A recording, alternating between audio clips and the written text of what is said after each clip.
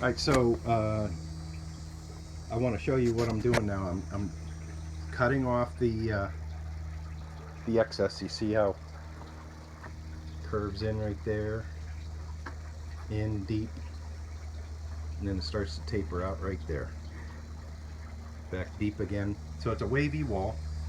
Very common. So what I do is I take my blade on my little circular saw and make it real shallow so I can turn it a little bit because I don't have much to do, and I put my finger right here out on the guide so I can steer it easily, and I'm well away from the blade, okay, and then I can do a really good job of keeping it right on that line with my finger out here and my hand up on the control. So I'm gonna get cutting. I don't have a tripod yet, so I'll cut it and then I'll get back to you.